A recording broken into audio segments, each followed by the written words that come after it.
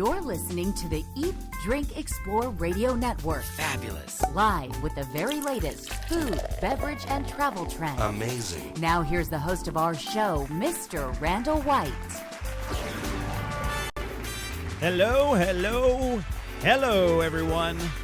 Very good day to you. You've arrived at California's numero uno place to talk about our state's food and beverage scene. We always do it with a local, seasonal, and sustainable focus.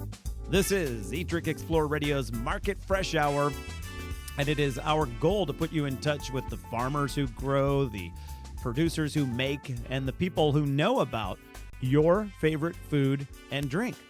Later on today's program, we visit the serious issue of honeybees. We revisit, I should say. We talk about this on occasion. Specifically, some items that may be in your yard, on your patio, along the walkway to your home, that may be playing a role in colony collapse. As careful as you may be when it comes to what you buy and what you choose to eat and drink, you may unknowingly be contributing to the health of your community's bee population. We will explain why and what you can do to change that. Also, we're headed to a Santa Cruz County town with one of the most popular farmers markets in the country, and one that has year after year won the title of Best Farmers Market in California. We'll hear from the person in charge of that market and what she believes are the secrets to its success. But first up this hour, it's the moment of the show when we feature a little how-to in the kitchen and tips for your shopping list. It is our Cook Well with Courtney segment. Courtney Coleman joins us today on the Market Fresh Live Line to talk a little bit about making your own cultured vegetables for probiotic-rich foods. Courtney, welcome back to the show. Thank you, Randall. Great to be back. Always terrific to have you here on the show, whether you're on the live line or here in studio. You're just a joy, and you share so many great tips. In fact, my parents, who are avid listeners to the show, we love Carolyn and Earl. Whenever you're on the show, they always give me a ring afterwards and say, boy, she just hit it right on the head. Wow. My mom, for instance, just had some mouth surgery that required her having a lot of antibiotics. And the last time you were on, a couple of weeks ago, you talked about how antibiotics can sort of carpet bomb your system instead of zeroing in on one thing. Carpet bomb. That's funny. Yeah. That's pretty much what it's doing. You know, it's sort of taking everything out. And so she listened closely for how to get all those right bacteria back into your system. And for anyone who missed that show, you can always catch past episodes of our show at eatdrinkexplore.com or just follow our YouTube channel. So, Courtney, during that segment, you mentioned making cultured vegetables at home that are rich in these probiotics. Mm-hmm. And so what sort of vegetables are we talking about? Well, usually cabbage. Mm-hmm. See, fermenting vegetables, the way that happens is through a process called lactofermentation. It's all underwater. So it's an anaerobic process that proliferates good bacteria and good yeasts that you need in your system. See, there's bad bacteria and good bacteria, and there's bad yeasts and good yeasts. And if we have enough of the goods, they keep the bads in check. Right. It's like having your own personal army of bacteria, right? That's working for you. Yeah, and what they're saying now is that we're actually, on our skin and in our bodies, we're actually 90% beneficial bacteria and the other 10% human. It's weird to think there's things moving all over us. I mean, it makes your skin crawl when you think about it, but your skin is literally crawling with. Yeah, and their interest is in keeping us healthy so that they maintain their vehicle. Yeah, these are our friends. Yes, totally. They're like those little fish. I forget what they're called that follow the sharks and the whales around and sort of help out keeping the body clean and in shape. And one benefits the other. Oh, my gosh. Well, at first they thought it was just digestion and nutrient assimilation. Mm-hmm. In the past 20 years, there's been so many wonderful research studies about all the benefits that probiotics give us, whether it's skin and hair. So many things. The increased immune system, basically our immunity resides in our gut bacteria. It's the basis of our immune system. And now we're learning that our cholesterol levels are affected by that gut bacteria, that people that have certain diets create bacteria that carries that cholesterol then to the walls of your vessels, your blood vessels, and depending on what you eat, everything plays a part with each other. Right. It's all interconnected, and the health of one system relates to the health of another. Now, we hear the term probiotic all the time. You hear it in commercials. You hear it for supplements you can buy, online, or whether it's at a health food store and that sort of thing. What does probiotic mean? It just means like a... microbiota or microorganism. So good microorganisms. Yeah, exactly. The ones that we're supposed to have. Instead of malbiotic or something like that. Right. The bad bacteria that can overtake when we're given a course of antibiotics or even the birth control pill, or just being in a stressful, polluted environment, as many of us are. Yeah. And also, what was the other thing that inhibits good bacterial growth? Diet? No. Yeah. Basically, the standard American diet feeds the bad bacteria and the bad yeasts, and they have a chance to overtake the good, and then there's an imbalance, and we get the symptoms of the white coating on the tongue. Well, this is yeast imbalance symptoms, which they say, 80% of North Americans have Candida yeast overgrowth, and that's like toe and nail fungus and patchy, dry skin, itchy skin. The corners of the eyes, usually the outer corner of the eye, will get real dry and itchy. Yeah, and you talked about how to battle that. So on our website, just search Candida, and you can hear Courtney talk about the different ways to battle that. What about sleep? Does sleep play a role if you have a healthy sleep cycle in the bacteria? I'm sure it does, because when we sleep, our body has a chance to repair itself.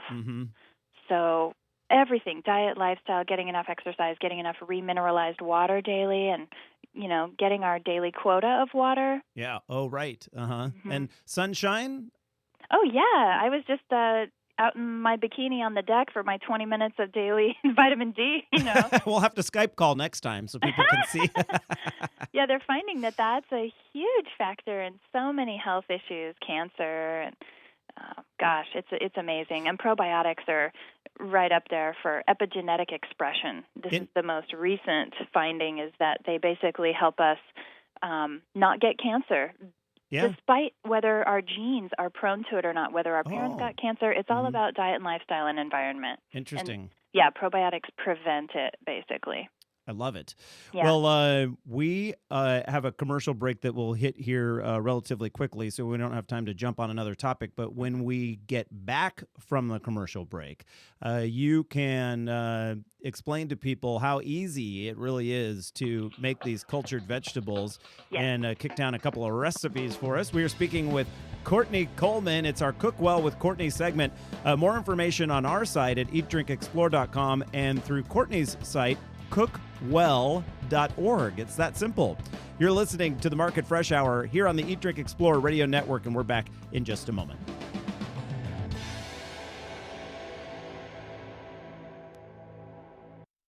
Gary and Marcy Eberly of Eberly Winery invite you to a Harvest Festival dinner in the Caves with Top Chef Trey Wilcox. Friday, October 18th at 6 p.m. Chef Trey Wilcox has won numerous awards, both locally and nationally, and was named one of Food and Wine's best new chefs. Wilcox is all too familiar with the world of chefs and their egos. He was on Top Chef after all, but has no patience with famous for being famous shtick. He would rather just be known for his cooking, and his food is delicious. A perfect blend with Eberly's award-winning wines in the backdrop of their famous caves. Get ready for an amazing dining experience during Harvest Festival. Call Eberly Winery today. 238-9607. That's 238-9607. Dinner in the Caves at Eberly Winery with Top Chef Trey Wilcox. For more information, log on to eberlywinery.com. Dinner in the Caves on Friday, October 18th during Harvest Festival at Eberly. Located on Highway 46, just 3 miles east of the 101 in the heart of Paso Robles wine country. Vision to Action is the theme for the 4th annual Central Coast Bioneers Conference, October 25th through the 27th at the Monday Club in San Luis Obispo.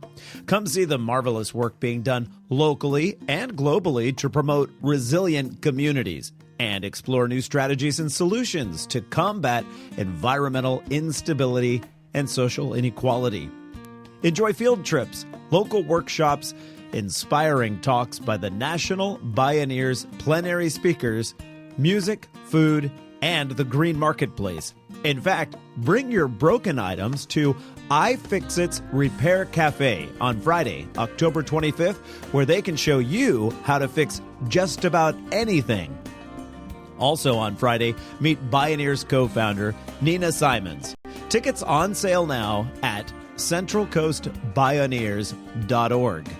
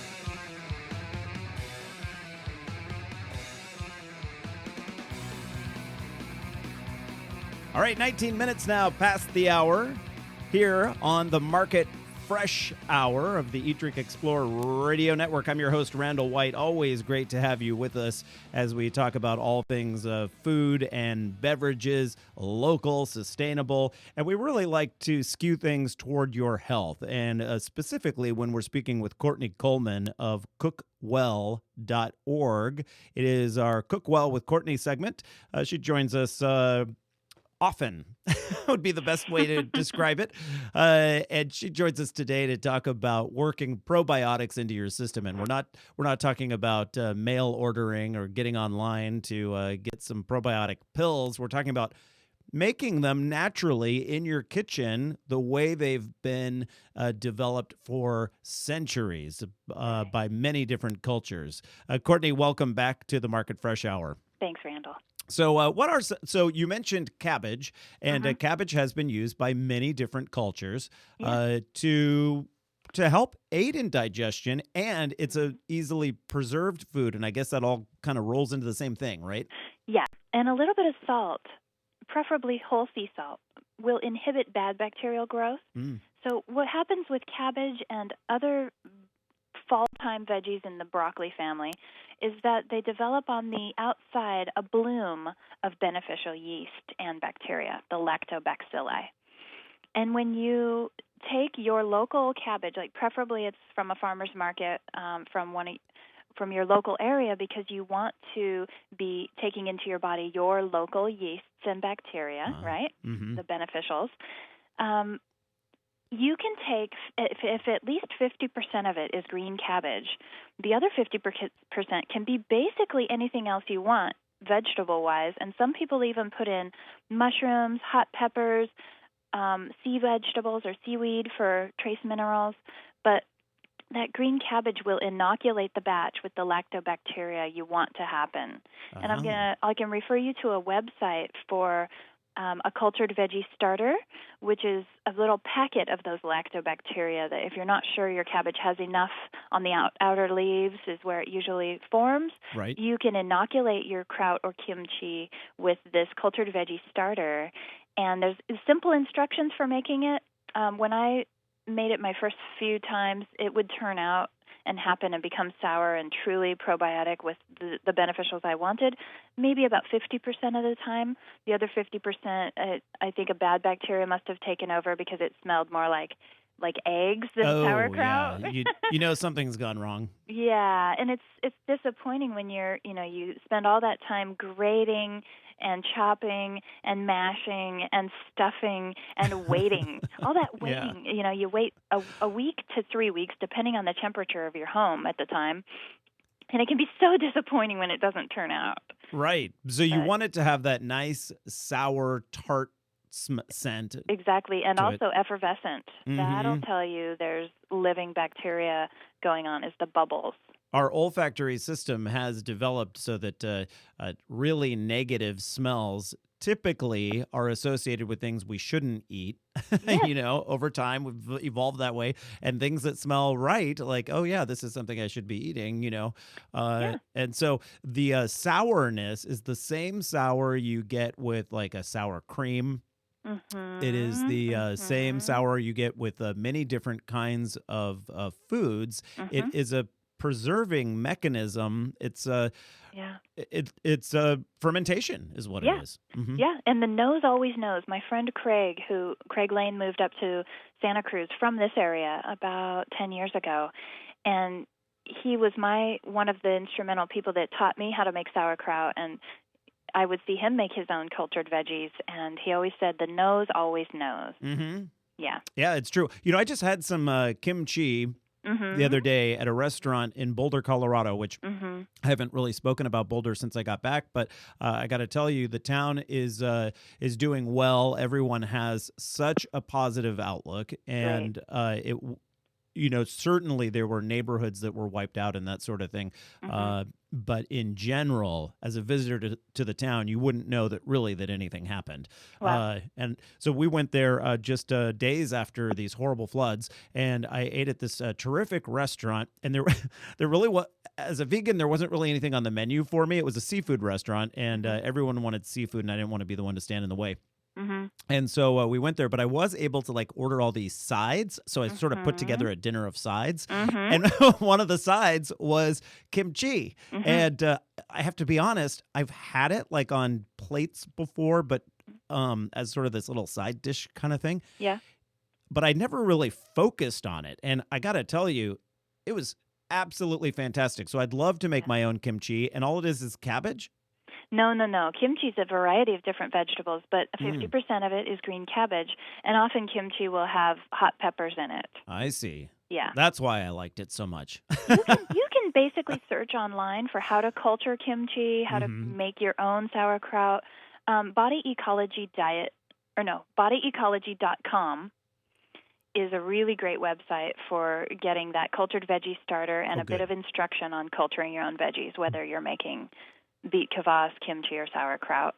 BodyEcology.com. Exactly. Okay. Donna Gates, The Body Ecology Diet, was her book, and it's about immune boosting for getting over immune deficiency type diseases, as well as candida yeast overgrowth, and even healing from cancer and other debilitating diseases, because it's all about what we eat and our immunity, and it's about a whole lifestyle picture and how we think and everything, but I can't recommend her book highly enough.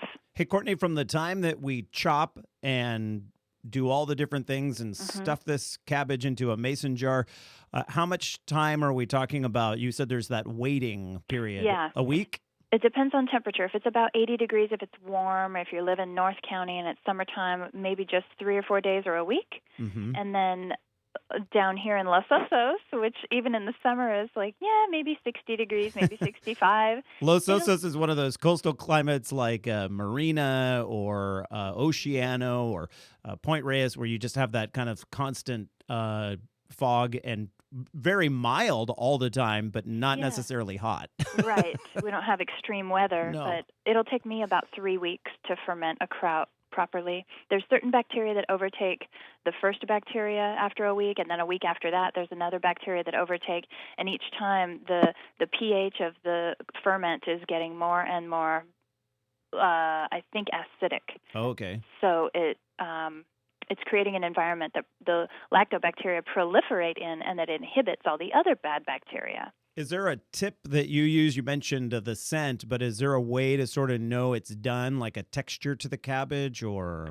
Yeah, it'll turn a little more yellow than green. Mm-hmm. You'll smell that classic sour smell instead of anything that smells like eggs or tastes bitter. Mm-hmm. A little translucency? Translucency, a little tiny bit, yeah. Yeah. And softer, because the lactobacteria are working on it, and they're eating all the sugars in the cabbage and proliferating. Oh, okay. Mm-hmm. Yeah, and they're the beneficials you want, but keeping it stuffed underneath its own liquid is the trick. Oh, okay. And that's the part that took me quite a while to get the hang of, because you can use I use a 1-gallon glass jar with a wide mouth. Mm-hmm. But I used to stuff a Ziploc bag in the top with water in it to kind of fill the perimeter of the top of the jar and hold the cabbage down underneath its own liquid. But it puts off a lot of gas in the first 3 days, and you'll want to have to take a clean hand and push it back down. Also, a lot of people sterilize their grater, their cutting board, their bowl, their jar, just to make sure no other bad bacteria are getting in. It's actually quite complex, and I'm teaching a class about it on December 1st. Oh, cool. At New Frontiers in SLO. Yeah, it's from 2 to 4 p.m. Sunday, December 1st. So New Frontiers is a marketplace. It's really fantastic. And so December the 1st. Yeah, here in SLO in the afternoon, 2 to 4 p.m. You can register for that on the SLO classes page of cookwell.org. Okay, so go to the SLO, San Luis Obispo classes page at cookwell.org. Yeah. And Courtney Coleman can personally show you how to do all this. Courtney, thank you so much. We always enjoy having you on the show. Thank you, Randall.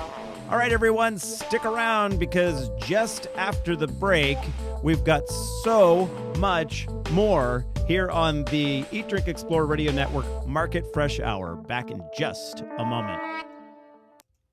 Expo is the perfect spot for a weekend brunch offered every Saturday and Sunday from 9:30 a.m. to 3 p.m. Enjoy farm-to-table breakfast plates such as the Ribbit Benedicts, Mission Steak and Eggs, and quinoa waffles topped with fresh market berries. Or opt for a lunch plate such as the grilled Asian-style fish taco salad or the roast chicken bacon avocado sandwich. Lounge on the sunny patio with views of the historical Mission Plaza while savoring our bottomless mimosas offered from 9:30 a.m. to noon. Hang out on Sunday afternoons from 3 to 5 p.m. and catch our live music on the patio during $5 happy hour. Luna Red also accommodates large parties, so call us today to make a reservation.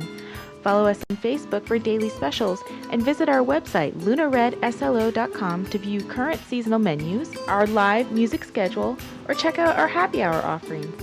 Luna Red is located at 1023 Choro Street at the corner of Monterey. Come to be fulfilled.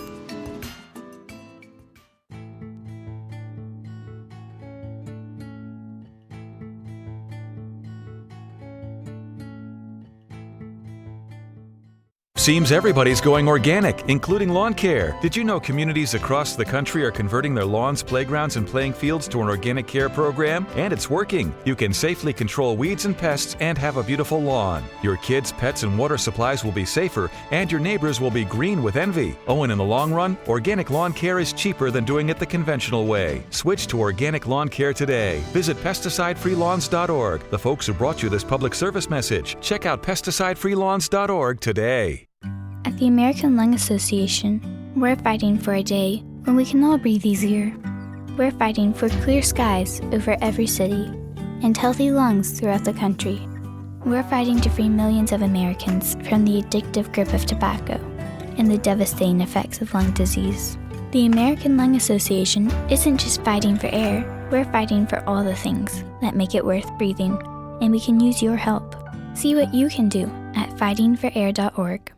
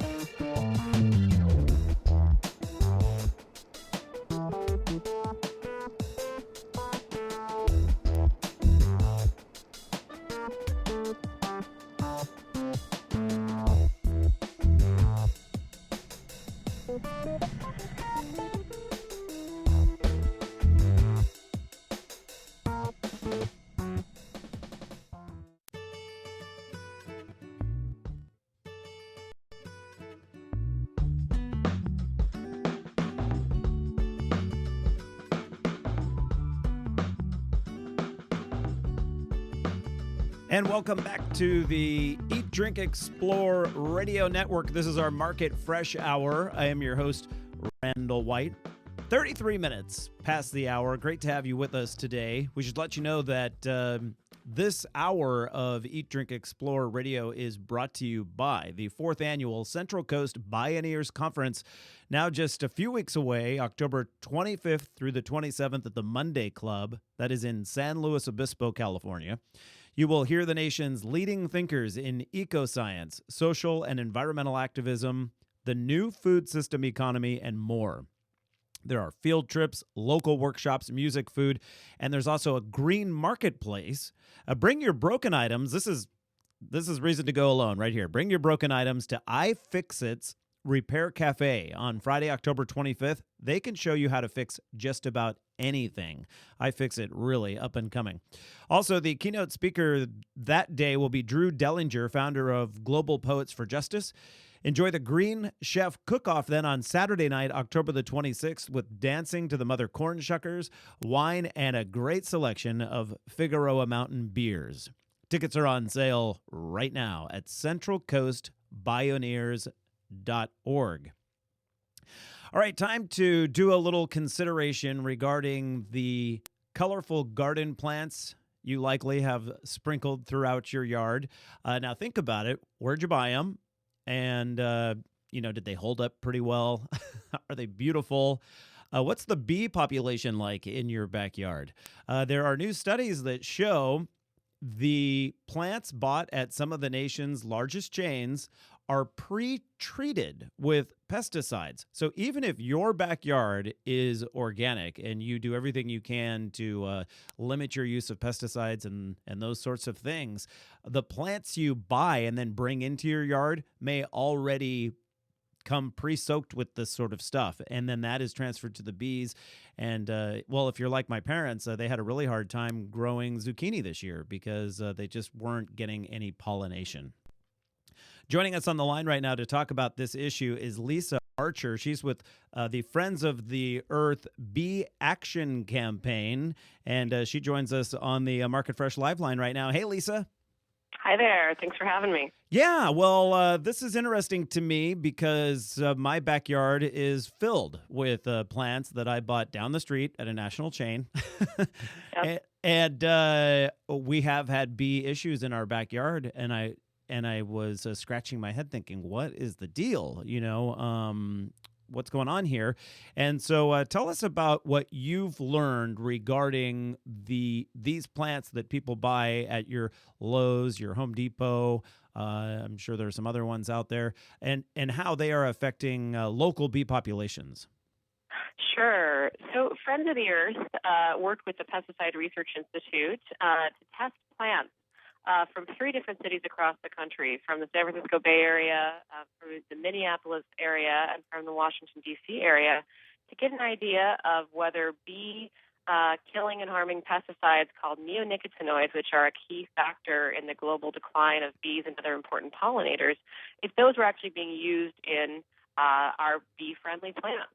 And so what we did in this first of its kind study is that we found that over half of the common garden plants, most of them actually bee-attractive, bee-friendly plants purchased at these top retailers, including Lowe's and Home Depot, contained neonicotinoid pesticides, which studies show can harm or kill bees and other pollinators, and there was no warning to consumers.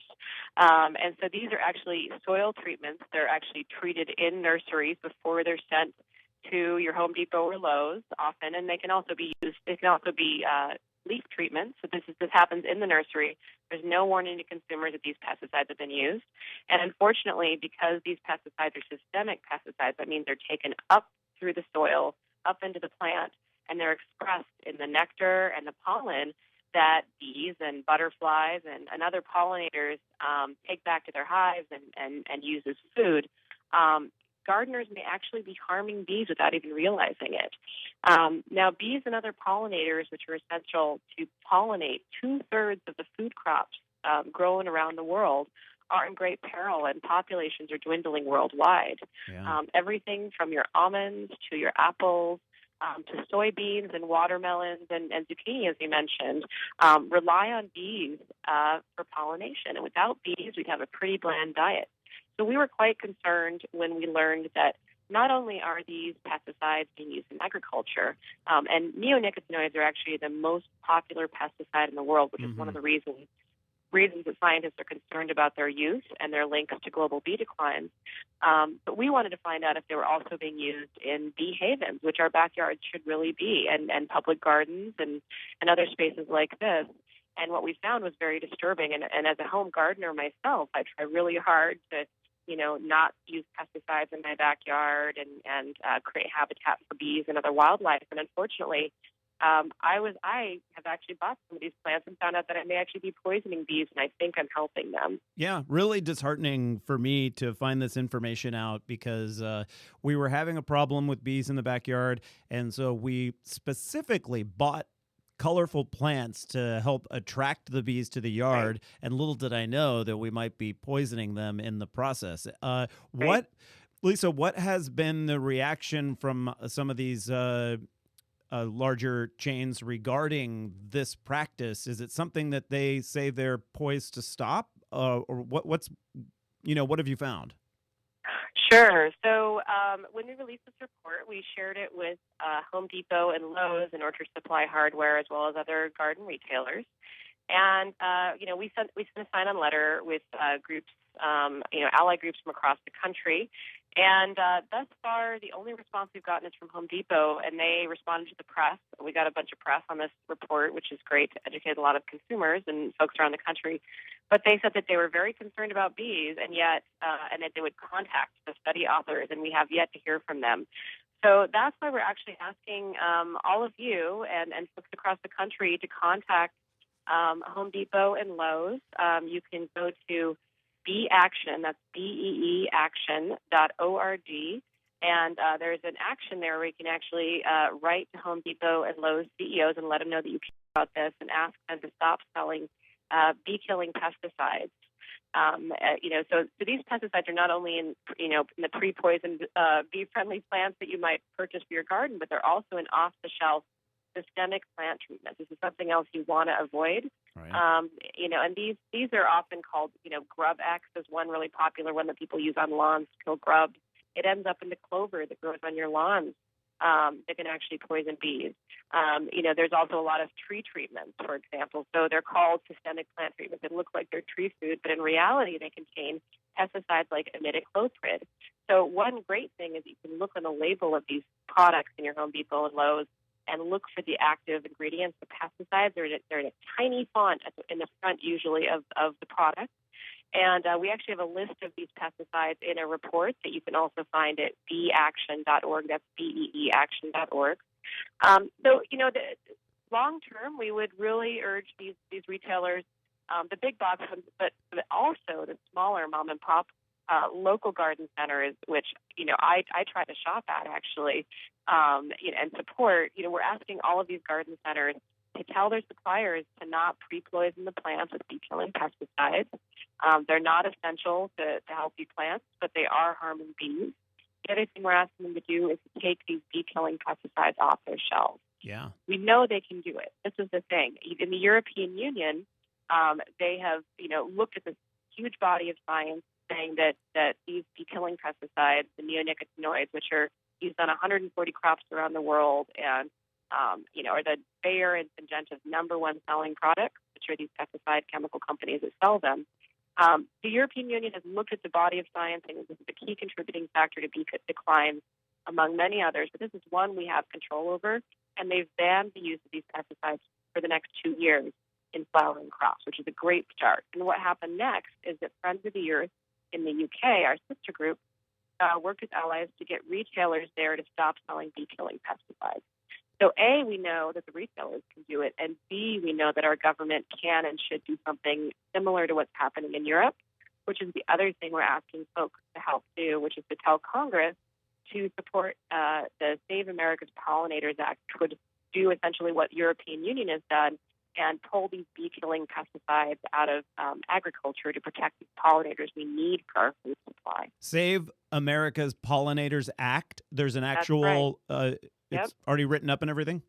It is. It was introduced by Representatives Conyers and Blumenauer, and I believe it's got a bunch of co-sponsors. And so, one thing you can do today, there's actually two things, is to visit BeeAction.org. Hey, Lisa, I just want to stop you right there. BeeAction.org. Sure. If you go to that, does it forward you to FOE.org/BeeAction? It does indeed. Okay, good, because that's what I have listed on our video simulcast. I just want to make sure I'm not misdirecting people. Okay. Yeah, it's just a shortcut. And there's two actions folks can take there, sending a letter to Home Depot and Lowe's and also telling Congress to stand up for bees and support the Save America's Pollinators Act, because we know it's possible. Yeah. It's happened in Europe, and it's something we've got to do. We can start in our backyards, and I always like to say start with the personal, go to the political. Start in your backyard. There's things you can do to ensure your yard is a haven for bees. And, planting bee-friendly plants is one of those things. Yeah. The second thing you can do is make sure those plants are not pre-treated with neonicotinoids. Ask your garden center for neonic-free plants. Those neonicotinoids are just poison. They're awful. And, it is a pocketbook issue, as it always is for, all of these companies. And they don't want the plants to die. And they know that a lot of these companies have policies. You can bring the plants back if they die and stuff. So it's an insurance policy for them. But if they're not selling them to begin with, then that's a pocketbook issue for them, too. So if you let Home Depot, Lowe's, Orchard Supply, all the different ones, even your local ones, let them know you won't buy these plants if they're pre-treated, they'll stop selling them. Lisa Archer, exactly. Friends of the Earth, FOE.org/BeeAction or BeeAction.org. Thanks for joining us today. Thank you so much. Have a great one. All right, stick around, everyone. We're back in just a moment.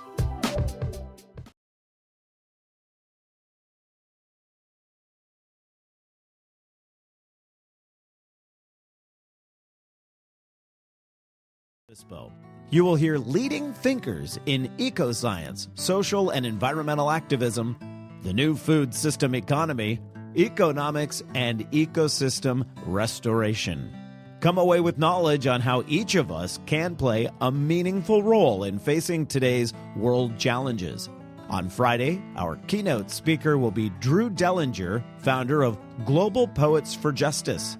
Enjoy the Green Chef Cook-Off Saturday night, October the 26th, with dancing to the Mother Corn Shuckers, wine, and a great selection of Figueroa Mountain beers. Tickets on sale now at centralcoastbioneers.org. That's centralcoastbioneers.org. Gary and Marcy Eberly of Eberly Winery invite you to a Harvest Festival dinner in the Caves with Top Chef Trey Wilcox. Friday, October 18th at 6 p.m. Chef Trey Wilcox has won numerous awards, both locally and nationally, and was named one of Food and Wine's best new chefs. Wilcox is all too familiar with the world of chefs and their egos. He was on Top Chef after all, but has no patience with famous for being famous shtick. He would rather just be known for his cooking, and his food is delicious. A perfect blend with Eberly's award-winning wines in the backdrop of their famous caves. Get ready for an amazing dining experience during Harvest Festival. Call Eberly Winery today. 238-9607. That's 238-9607. Dinner in the Caves at Eberly Winery with Top Chef Trey Wilcox. For more information, log on to eberlywinery.com. Dinner in the Caves on Friday, October 18th during Harvest Festival at Eberly. Located on Highway 46, just 3 miles east of the 101 in the heart of Paso Robles wine country.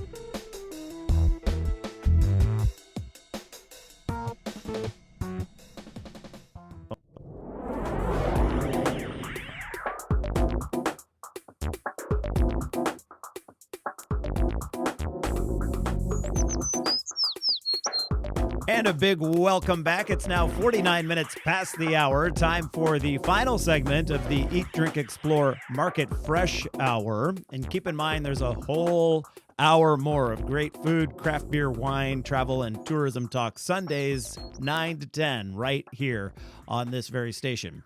This is our Farmers Market segment where we get some great ideas from market managers, vendors, and other players from around the state because, as you know, California has a very diverse crop of farmers markets from the inland deserts of the Coachella Valley all the way up to Humboldt County, and then, of course, our really rich coastal markets that just do so well and are so incredibly popular. And today we're speaking with the administrator for one of the most popular farmers markets in the state and really the nation too. We're headed to the Santa Cruz County town of Aptos, where the Saturday morning market has year after year won the title of Best Farmers Market in California, or I guess officially it's America's favorite farmers market from American Farmland Trust.